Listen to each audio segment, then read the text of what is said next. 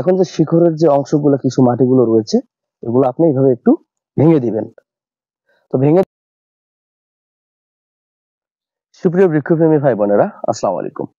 আমার হাতে যে গাছটি দেখতে পাচ্ছেন এটি হচ্ছে 12 মাসি লাল জামরুল গাছ। তো আজকে এই গাছটি আমরা জিও ব্যাগ করবো, জিও ব্যাগ সেট আপ করবো। তো মূলত কিভাবে জিও ব্যাগ সেট আপ করবো, কি মাটি তৈরি করেছি, কিভাবে তৈরি করেছি এবং কিভাবে জিও ব্যাগ করবো অবশ্যই আপনাদেরকে দেখাবো। তো ভিডিওটি সাথেই থাকবেন। তো দেখেন, এই গাছটি মূলত আমরা 5 দিন আগে উঠিয়ে রাখছিলাম।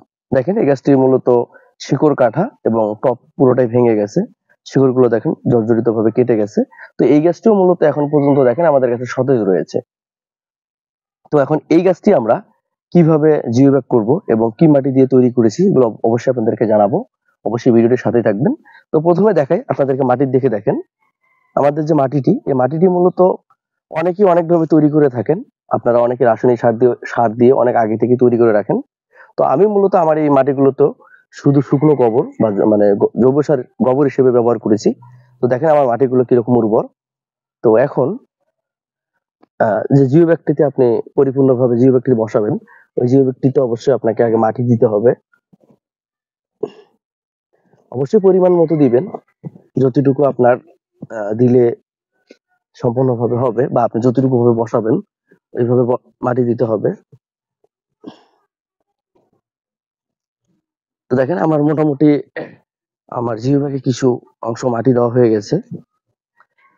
তো এখন আপনাদের গাছটার দিকে দেখাবো। তো দেখেন এখানে যে গাছের শিকড়গুলো রয়েছে, আমার টপটা কিন্তু একদম ভাঙা। দেখেন শিকড়গুলো শুকায় গেছে। মোটামুটি আমি 5 দিন আগে এই গাছটাকে উঠায় রেখে দিয়েছিলাম। তো এখন যে টপটা রয়েছে, টপের যে অংশটা, অবশ্যই আমার টপের অংশটাকে ভেঙে দিতে হবে। দেখেন টপের অংশটা এভাবে ভেঙে দিতে হবে। তো অনেকে মনে করে থাকেন যে গাছ টব ভেঙে গেলে কিংবা মাটি চার ভেঙে গেলে গাছটি মারা যায়। তো আমাদের কাছে আল্লাহর রহমতে খুবই কম ভাবে গাছগুলো মারা যায়। দেখেন, তো এখন এখন যে শিখরের যে অংশগুলো কিছু মাটিগুলো রয়েছে এগুলো আপনি এইভাবে একটু ভেঙে দিবেন। তো ভেঙে দেওয়ার পর দেখেন গাছটা এখন কি অবস্থায় আছে। তো অবশ্যই আপনাকে যে জিও ব্যাগের যে মাঝ অংশটা রয়েছে ওইখানে বসাইতে হবে। তারপর মধ্যে যে কিছু ছাটে এই জালগুলো আপনি ছাড়াই করে দিতে পারেন, যেটা অপ্রয়োজনীয় ডাল। আর আপনাকে সবসময় বসানোর আগে মানে দেখতে হবে যে জিও ব্যাগের যে গাছটা রয়েছে গাছটি মাঝ পর্যায়ে রয়েছে কিনা, এটা আপনাকে অবশ্যই ভালো করে খেয়াল করতে হবে। আর গাছটা সোজা আছে কিনা আছে আপনাকে এটাও একটু খেয়াল করতে হবে।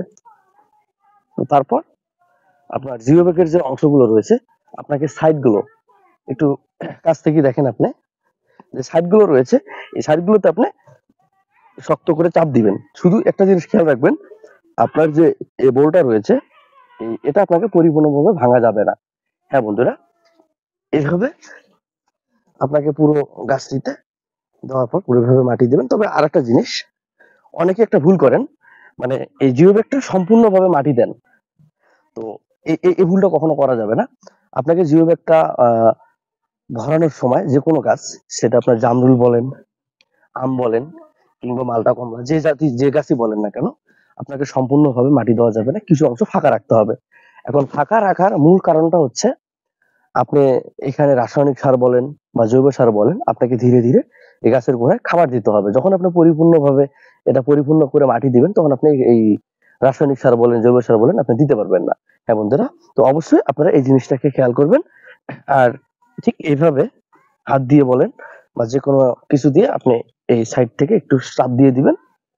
তো এই ছিল মূলত জিও ব্যাগ, জামরুল গাছ জিও ব্যাগ করার ভিডিও এবং কি মাটি দিলাম, কিভাবে তৈরি করলাম, সবকিছু এই ভিডিওতে দেওয়া ছিল।